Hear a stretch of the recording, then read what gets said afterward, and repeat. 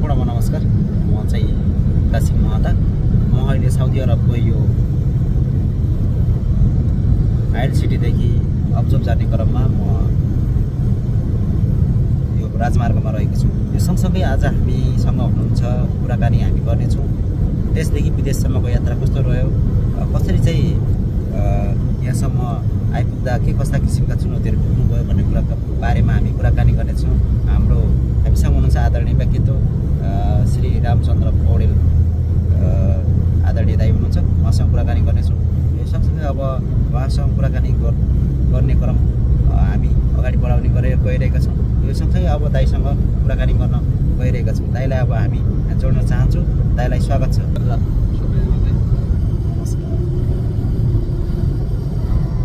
अनि दाइको यात्रा नेपालदेखि साउदीसम्मको पहिलेदेखि अहिलेसम्मको यात्रा कहिलेदेखि सुरु भयो र के कस्तो रहेको छ, हल्का जानकारी गराइदिनु भाइ। म 2011 सेप्टेम्बर 14 तारिक साउदी प्रवेश गरेको। अब सायद नेपालमै रोजगार नपाएर साउदी प्रवेश गरियो। घाँस कपासको लागि नै आइयो। अब आउँदा नर्मल कन्डिसनमा आइएको थियो। त्यति विदेशको बारेमा त्यति जानकार पनि थिएन। आएपछि कुनै एउटा कम्पनीमा काम गर्दै गयो। काम गर्दै जाने सिलसिलामा काम सिक्दै बढ्दै जाने अलिकति इन्ट्रेस्ट पनि देखाइयो।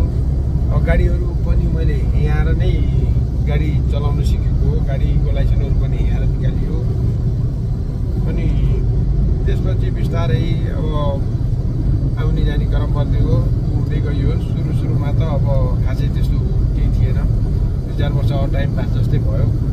बिस्तारै गर्दै जाँदा अहिले चाहिँ अब ठिकै छ, राम्रै छ। राम्रै उसमा पनि छ। अब गाडीहरू, पर्सनल कारहरू पनि कम्पनीले दिइरहेछ। रुमहरू सबै कुराको व्यवस्था, आवश्यक परे फ्यामिली भिसाहरूको सबै व्यवस्था कम्पनीले गर्छ। भनेको बेला घर जानु पाउनु, भनेको बेला आउनु पाउनु त पनि सहजै छ। त्यसको कुनै आपत्ति नै छैन। त्यो कारणले गर्दा पनि अब साउदीको बसाइ चलिरह अहिले चाहिँ एकदम आरामदायी छ भाइ। अनि यो साउदी अरबमा काम गर्दै गर्दाखेरि अब तपाईँ नेपाल फर्क्यो भने के कस्तो चाहिँ नेपालमा के हुनुपर्छ जस्तो लाग्छ तपाईँलाई? नेपालमा कुनै पनि कुराको सिस्टम छैन। यहाँ साउदी अरबमा के छ, तिमी एउटा पुलिस दिएको भने यहाँ एउटा पुलिसले एउटा लाइट बालेको भरमा मान्छे पुरै ब्लक हुन्छ। किन के भनेर हुन्छ। नेपालमा न कुनै नियम छ, न कुनै कानुन छ। हो, नियम कानुन छ तर लागु छैन। त्यो नियम कानुन जुन छ त्यो लागु भइदियो हुन्थ्यो भन्ने हाम्रो चाहना हो। एयरपोर्टमा गयो, एयरपोर्टमा त्यस्तै विधि छ। बाहिर निक्लियो, बाहिर धुलो धुवा त्यस्तै छ। रोडहरू त्यस्तै छन्। अब गाडीको कुनै गाडी कहाँ जाने हो, कताबाट टर्निङ गर्ने हो, कुनै नियम कानुनै छैन। सिग्नलमा रोक्नु पर्ने हो कि सिग्नलमा जानुपर्ने हो कि कुनै नियम कानुन, सीमित नियम कानुन त छ नै तर लागु भएको छैन। त्यो चाहिँ लागु भइदियोस् भन्ने हो। ट्राफिकको बाटोमा होइन, ट्राफिकको बाटोमा, एयरपोर्टको चेक जाँचको बाटोमा नि। अनि एयरपोर्टमा पनि अलिकति कस्तो हुन्छ भने आहिर रोजगारीको लागि जानेको लागि एयरपोर्टमा पनि गल्फ भनेपछि अलिकति हिँड्दै नजरले त्यहाँ पनि हेरेको म देखिरहन्छु। ल तपाईँहरू गल्फ ल भनेर अलिकति त्यहाँका बोली वचनहरू त्यस्तै खालका छन्। त्यो आहिर अर्थतन्त्र त गल्फबाटै गएर पनि हानेको भनेर चाहिँ सुनिरहन्छ। तर त्यहाँ गर्ने तिनीहरूको व्यवहार तपाईँ किन कसरी विभिन्न प्रकारका क्वेसन गरिन्छ। अनावश्यक कुरामा झन्झटिलो बनाइन्छ। ओके, नियमसङ्गत कानुनसँग त यस्तो हो है भने जसले पनि बुझेको हुन्छ। त्यही अलिकति जोड चर्की भए जान पाउने, त्यही अलिकति चाहिँ नर्मलसित बोले होइन हुँदैन तपाईँ साइड लाग्नुहोस् भन्ने त्यस्ता उहरू नि हुन्छ। त्यो पनि देखिरहेको भाइ। त्यो भएर त्यो सबै कुरोको चाहिँ अलिकति सिस्टमेटिक पाराले सब A to Z सबै एउटै वेतिर हुने, एउटै नियम कानुन लागु हुनु भइदियोस् भन्ने हो। अब अरू त के छ र भाइ, ठिकै छ। विकासको बाटोमा साउदी अरबले जति विकास तीव्र गतिमा भइरहेको छ त्यसै गरी नेपालमा पनि विकासको बाटोलाई गर्नको लागि अनि के कस्तो गर्नुपर्छ जस्तो लाग्छ तपाईँलाई?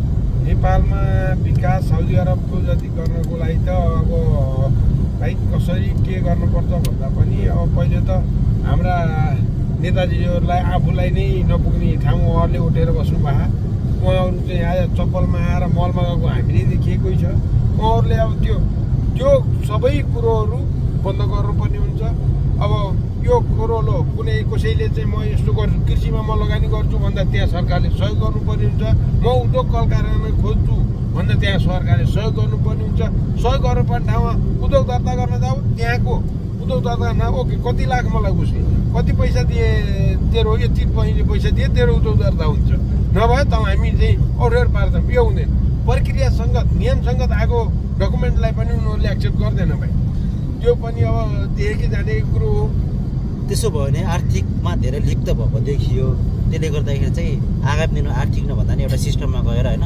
सहजीकरणको बाटोलाई चाहिँ उद्योग कल कारखानाहरूलाई अलिकति भएका उद्योग कल कारखाना बन्द गरेर गरिरहेको छ सम्पूर्ण देशमा चाहिँ बढाइरहेको छ हाम्रो देशमा भएको बन्द गरिरहेको छ तिनलाई पनि खोल्ने अरू बढाउँदै जाने लगानी गर्ने मान्छेलाई सपोर्ट गर्ने लगानी गर्ने मान्छेलाई नै कहाँ कति कुन नेतालाई समाएर आउने हो भनेपछि त त्यो लगानी गर्नुभन्दा बढी यता खुवाउनु परिरहेको छ खुवाउनु परिरहेको साधारण मान्छे सम्भव भएन देशलाई समृद्धितिर ढल्काउनको लागि विकासतिर लम्काउनको लागि विकासतिर पुगाउन मेन भनेको चाहिँ योजनाहरू दिगो ठुलो होइन लामो समयका दिगो योजनाहरूको गर्नु पर्यो त्यो सँगसँगै चाहिँ अब समन्वय सहकारी सँगसँगै कूटनीतिक वैदेशिक होइन सबैसँग समन्वय सहकार्य गरेर विकासका पूर्वाधारहरू के कस्तो गरेको छ अरू देशले पनि त्यहाँको त्यो सिस्टमलाई पनि आफ्नो देशमा पनि त्यो किसिमको बनाउनलाई चाहिँ अध्ययन अवलोकन पनि गर्नुपर्ने जस्तो लाग्छ दाजुलाई है